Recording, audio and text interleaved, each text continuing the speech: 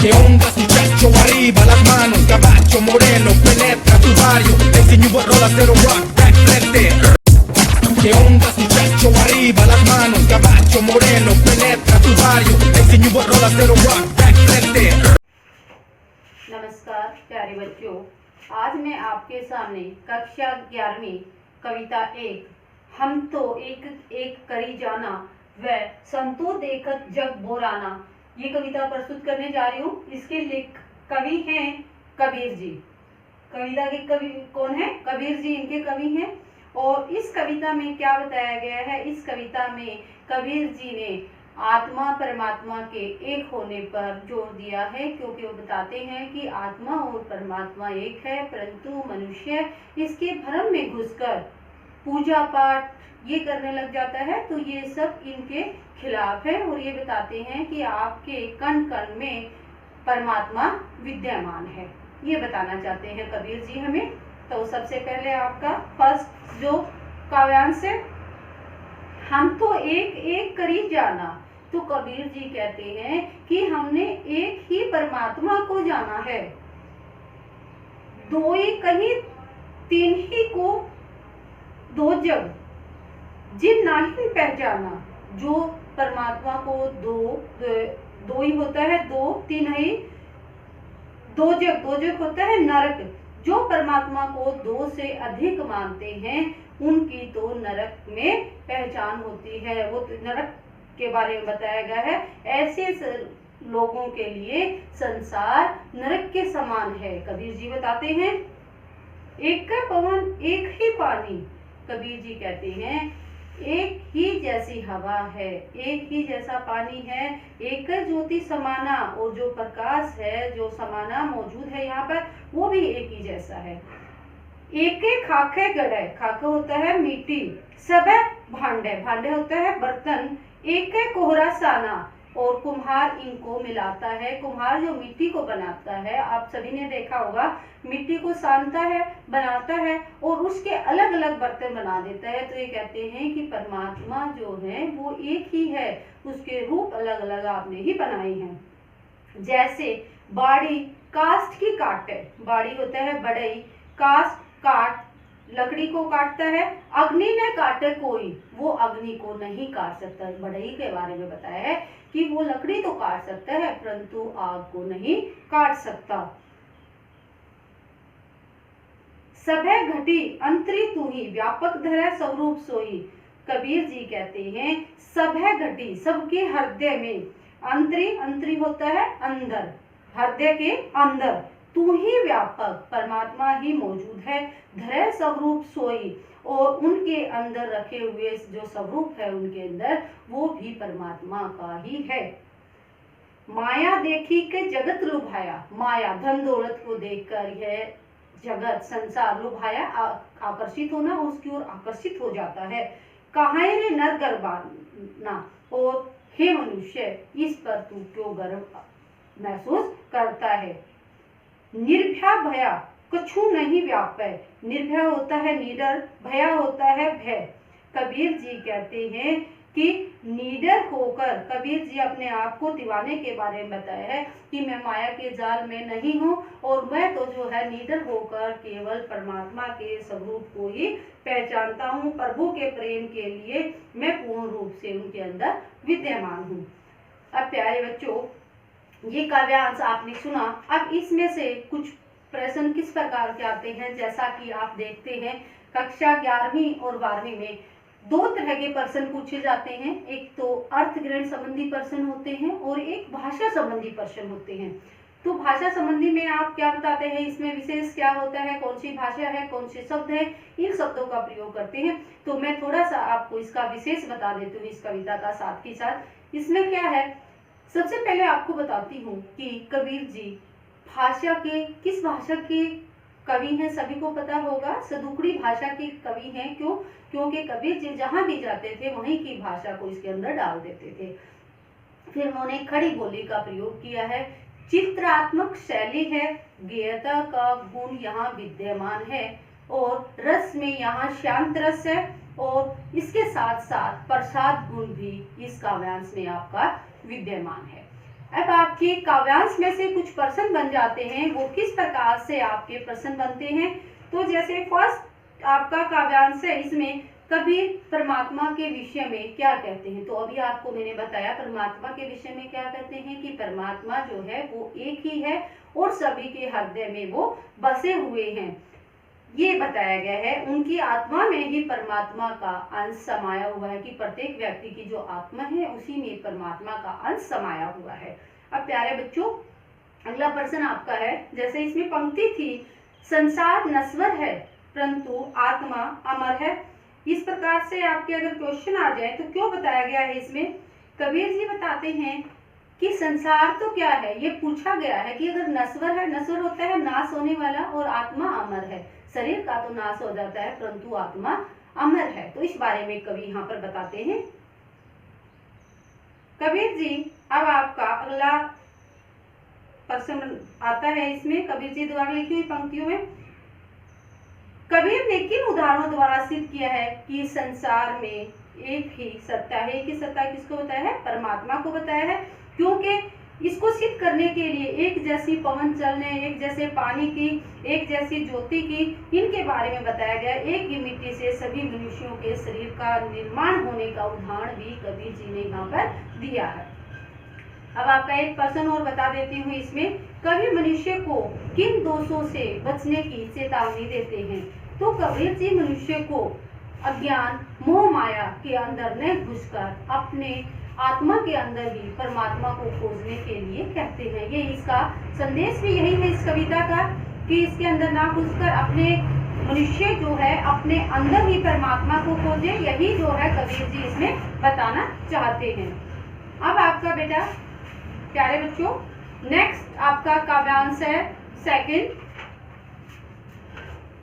संतो देखत जब बोराया।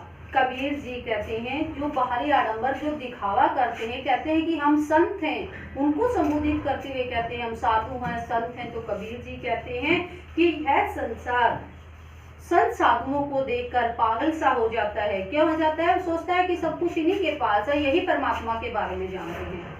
साच कहो तो मारन भाव है, सच्ची बात कहते हैं, साच कहो सत्य कहना, मारन धाव है, मारन का मारने धावत दौड़ते हैं, और अगर सच्चाई कहते हैं तो मारने को दौड़ते हैं। झूठे जब पतियाना, और यह संसार जो है झूठ पर ही विश्वास करता है। पतियाना होता है विश्वास, जब होता है संसार।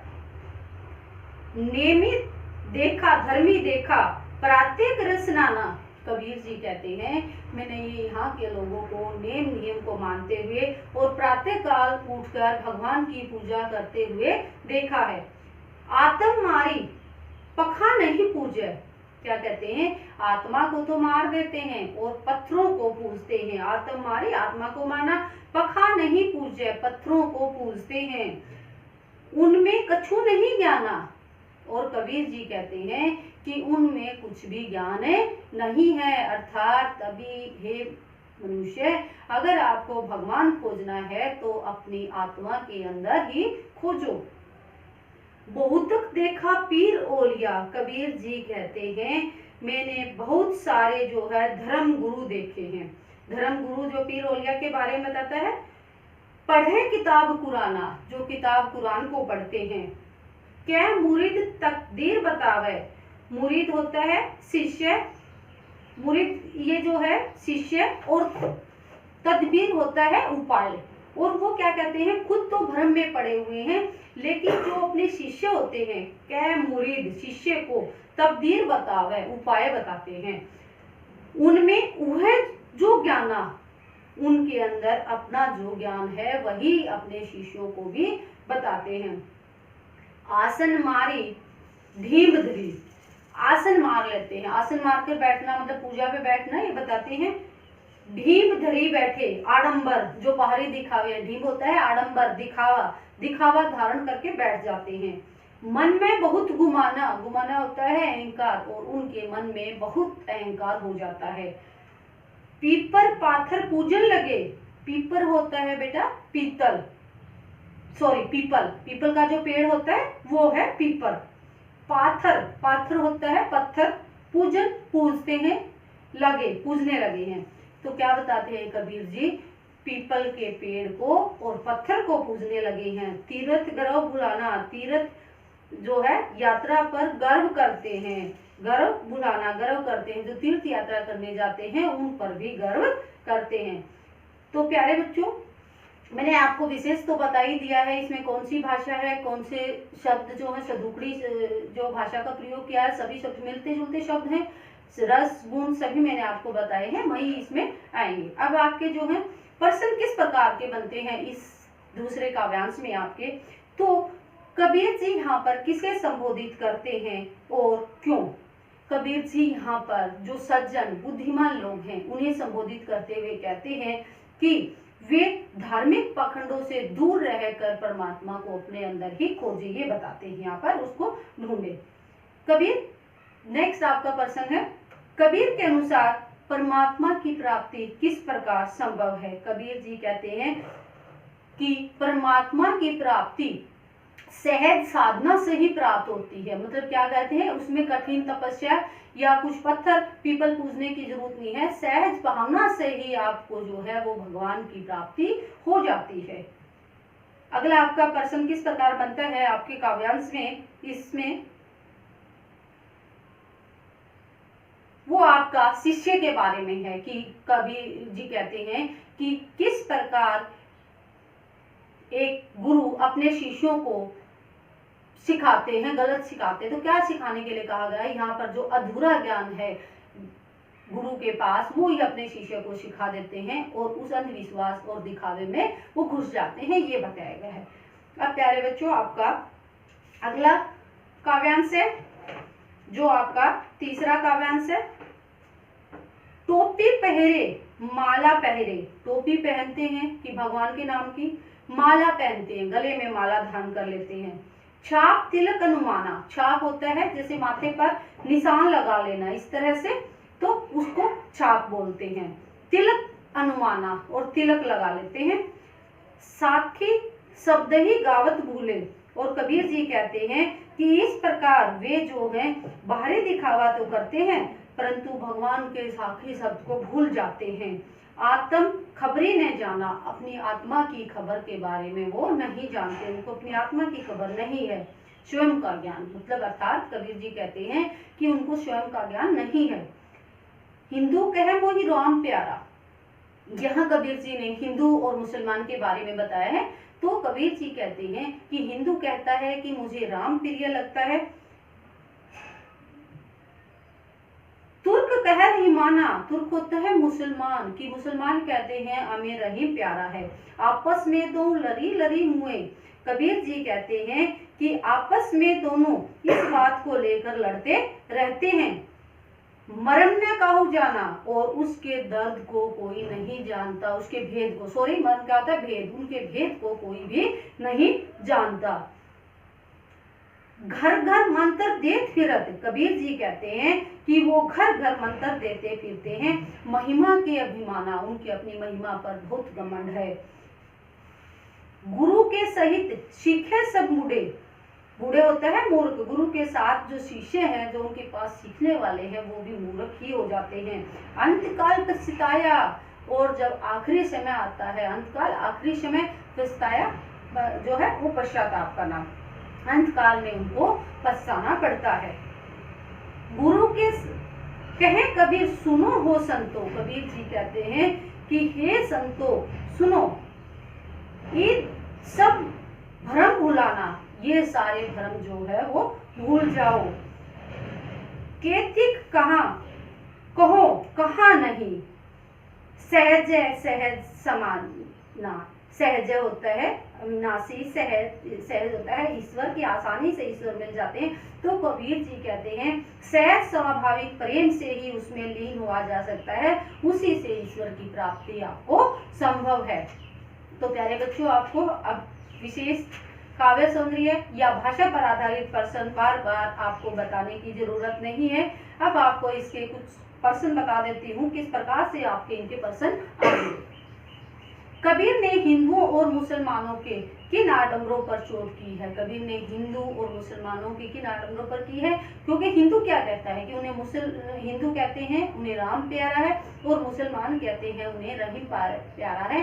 इस प्रकार दोनों आपस में लड़ते रहते हैं। वो मर्म को नहीं जानते कि भगवान तो उनके अंदर ही विद्यमान है, आत्मा में ही परमात्मा है, ये बताना चाहते हैं। अगला प्रश्न आपका किस प्रकार से बनेगा? कबीर भक्ति के किस मार्ग को अपनाने की बात कही है? जो आपकी आखिरी पंक्ति में दी गई थी वो बातें यहाँ पर है। कबीर जी कहते हैं कि उन्होंने जो है सहज भाव से भगवान की पूजा करनी चाहिए, बाह्य आडंबरों से कुछ नहीं है। उन्हें केवल आत्मा एवं आचरण की शुद्धता से ही, क्या बताया? आत्मा और आचरण होता है व्यवहार की शुद्धता से ही परमात्मा की प्राप्ति हो सकती है। इसलिए व्यक्ति को सहज भक्ति का मार्ग अपनाना चाहिए, जो कि इस काव्यांश के लास्ट जो पंक्ति है उसमें दिया गया है। तो प्यारे बच्चों, अब आपका लास्ट काव्यांश है इसका ये, तो सभी बच्चों को समझ आ गई होगी। प्यारे बच्चों, इसमें कबीर जी क्या बताना चाहते हैं वो सभी समझ गए होंगे। और कबीर जी बार बार यही बताना चाहते हैं कि किस प्रकार व्यक्ति आडंबर, बाहरी दिखावा कि मैं व्रत करता हूँ, पूजा करता हूँ, साधना करता हूँ, पीपल पूजता हूँ या पत्थर की, भगवान की मूर्ति की पूजा करता हूँ, तो इस भ्रम में न घुसकर अपने सहज भाव से भक्ति करे और अपने मन के अंदर अर्थात आत्मा के अंदर ही ईश्वर विद्यमान है, उसके अंदर अपने परमात्मा की खोज करें। धन्यवाद प्यारे बच्चों, आप सभी को समझ आया होगा और सभी प्यारे बच्चे मेरे चैनल को सब्सक्राइब करना और लाइक करना न भूलें।